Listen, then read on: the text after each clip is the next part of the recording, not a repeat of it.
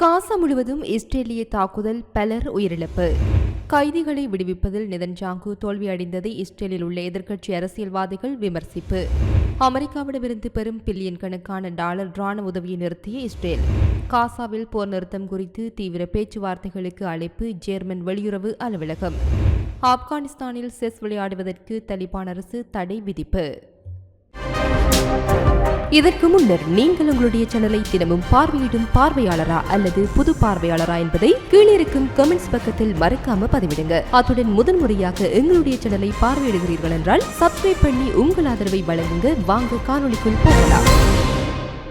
கடந்த 24 மணி நேரத்தில் காசா முழுவதும் இஸ்ரேலிய தாக்குதல்களில் குறைந்தது 29 பாலஸ்தீனியர்கள் கொல்லப்பட்டுள்ளதாகவும் 94 பேர் காயமடைந்துள்ளதாகவும் காசா சுகாதார அமைச்சகம் தெரிவித்துள்ளது. முந்தைய இஸ்ரேலிய தாக்குதல்களில் கொல்லப்பட்ட 4 பேரின் உடல்களும் கடந்த நாளில் மீட்கப்பட்டதாக அது மேலும் கூறியது. அக்டோபர் 7, 2023 முதல் காசா மீதான இஸ்ரேலின் போரில் 52,862 பேர் கொல்லப்பட்டனர் மற்றும் 1,19,648 பேர் காயமடைந்துள்ளனர் என்று டெலிகிராமில் அமைச்சக அறிக்கை தெரிவித்துள்ளது. இந்த ஆண்டு மார்ச் 18 அன்று இஸ்ரேல் போர் நிறுத்தத்தை மீறியதிலிருந்து குறைந்தது 2,749 பாலஸ்தீனியர்கள் கொல்லப்பட்டனர் மற்றும் 7,607 பேர் காயமடைந்தனர் என்று அது மேலும் கூறியது.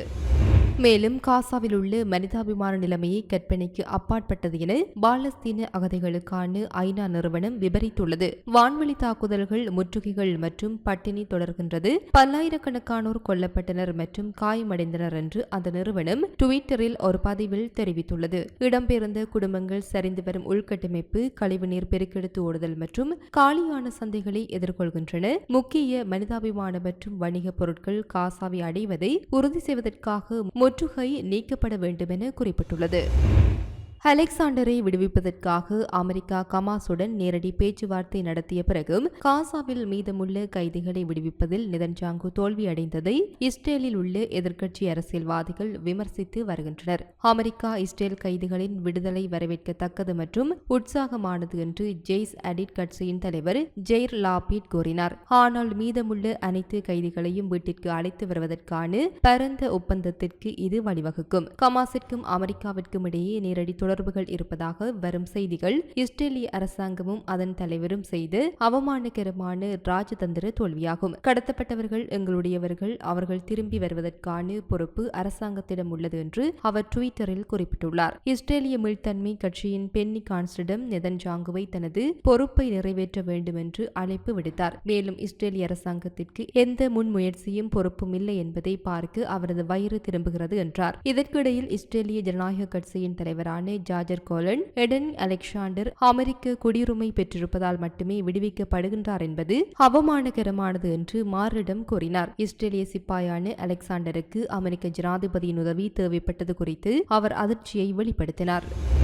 மாரிஃப் நாளிதழின்படி அமெரிக்காவிடமிருந்து பெரும் பில்லியன் கணக்கான டாலர் ராணுவ உதவியை இஸ்ரேல் படிப்படியாக நிறுத்த தொடங்க வேண்டும் என்று இஸ்ரேலிய பிரதமர் பரிந்துரைத்துள்ளார். ஞாயிற்றுக்கிழமை மாலை நெசட்டின் வெளியுறவு மற்றும் பாதுகாப்பு குழுவிடம் நெதன்யாகு கூறுகையில், நாடு தற்போது ஆண்டுதோறும் அமெரிக்காவிலிருந்து 4 பில்லியன் டாலர்களை பெறுகின்றது. அமெரிக்க ராணுவ உதவியிலிருந்து நாம் நம்மை துறக்க வேண்டும் என்று நான் நினைக்கின்றேன் என்று அவர் கூறியதாக மேற்கோள் காட்டப்பட்டது. நெதன்யாகுவின் அறிக்கைக்கு பின்னால் உள்ள நோக்கங்கள் குறித்து கூடுதல் விவரங்கள் எதுவும் இல்லை என்றாலும் இஸ்ரேலிய தலைவருக்கும் ட்ரம்பிற்கும் இடையிலான உறவுகள் மோசமடைந்து வருவதாகவும் கைதிகளை விடுவிப்பது குறித்து கமாஸிற்கும் அமெரிக்காவிற்கும் இடையே நேரடி பேச்சுவார்த்தைகள் நடைபெற்று வருவதாகவும் தகவல்கள் வெளியாகியுள்ளன. இஸ்ரேலுக்கு விஜயம் செய்துள்ள ஜெர்மனியின் புதிய வெளியுறவு அமைச்சர் ஜோகன் வடேபுல் காசாவில் போர் நிறுத்தம் குறித்து தீவிர பேச்சுவார்த்தைகளுக்கு அழைப்பு விடுத்துள்ளதாக ஜேர்மன் வெளியுறவு அலுவலகம் தெரிவித்துள்ளது. வடேபுல் தொடர்பான எக்ஸ் தொடர்பான தொடர் பதிவுகளில் உயர்மட்ட ராஜதந்திரி ஞாயிற்றுக்கிழமை இஸ்ரேலிய ராஜதந்திரி கிதியோன் சாரை சந்தித்து காசாவில் உள்ள மோதலை ராணுவ வழிமுறைகள் மூலம் தீர்க்க முடியாது என்று கூறியதாக அலுவலகம் தெரிவித்துள்ளது. கமாஸ் இல்லாமல் காசா மறுகட்டமைப்புக்கு ஒரு அரசியல் தீர்வு வேண்டும் என்று அவர் அழைப்பு விடுத்தார். பாலஸ்தீன அதிகார சபைக்கு வலுவான பங்கை முன்னறிவிக்கும் அரபு மறுசீரமைப்பு திட்டம் ஒரு நல்ல தொடக்க புள்ளியாகும் என்று வடேபுல் கூறினார். காசா பாலஸ்தீன பிரதேசங்களின் ஒரு பகுதியாகும். காசாவில் உள்ள பாலஸ்தீனியர்களுக்கு உண்மையிலேயே எதிர்காலம் உள்ளது. அவர்கள் யாராலும் வெளியேற கட்டாயப்படுத்த மாட்டார்கள். காசாவில் இஸ்ரேலிய ராணுவத்தின் இருப்பு தற்காலிகமாக மட்டுமே இருக்கும் என்று எனது இஸ்ரேலிய சகாவுடன் நான் உடன்பட்டேன் என்று அவர் குறிப்பிட்டுள்ளார்.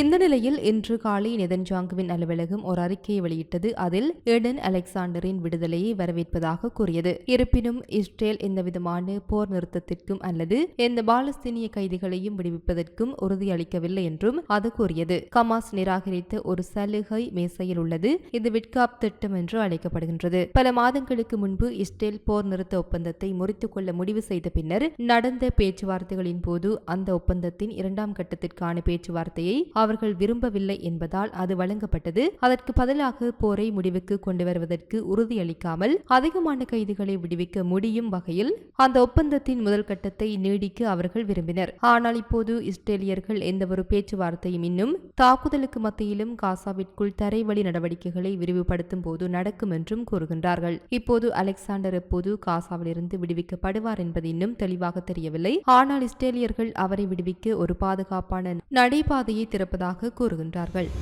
ஆப்கானிஸ்தானில் செஸ் விளையாடுவதற்கும் அது தொடர்பான அனைத்து நடவடிக்கைகளுக்கும் தலிபான் அரசு காலவரையற்ற தடை விதித்துள்ளது. இதுகுறித்து விளையாட்டு இயக்குநரக செய்தி தொடர்பாளர் அடல் மஷ்வானி கூறுகையில், இஸ்லாமிய சரியாவின் கீழ் சதுரங்கம் சூதாட்டத்தின் ஒரு வடிவமாக கருதப்படுகின்றது. இது நாட்டின் நன்மையை ஊக்குவித்தல் மற்றும் தீமையை தடுப்பதற்கான சட்டத்தின்படி தடை செய்யப்பட்டுள்ளது. சதுரங்கத்திற்கு மத ரீதியான ஆட்சேபனைகள் உள்ளன. இந்த ஆட்சேபனைகள் தீர்க்கப்படும் வரை ஆப்கானிஸ்தானில் இந்த விளையாட்டு நிறுத்தி வைக்கப்படும் என்று கூறினார். இந்த முடிவு சதுரங்க ஆர்வலர்கள் மற்றும் தொடர்புடைய வணிகங்கள் மத்தியில் ஏமாற்றத்தை தந்துள்ளது. முன்னதாக பெண்கள் விளையாட்டுகளில் பங்கேற்க தலிபான் அரசு தடை விதித்ததும் குறிப்பிடத்தக்கது. இது போன்ற பல செய்திகளை தெரிந்து கொள்ள நம்முடைய சமூக மீடியா யூடியூப் சேனலை சப்ஸ்கிரைப் செய்து அருகில் உள்ள பெல் பட்டனை கிளிக் செய்யுங்கள். மேலும் செய்திகளை உடனுக்குடன் தெரிந்து கொள்ள சமூகமீடியா.com என்ற இணையதளத்தின் வாயிலாக எங்களுடன் இணைந்திருங்கள்.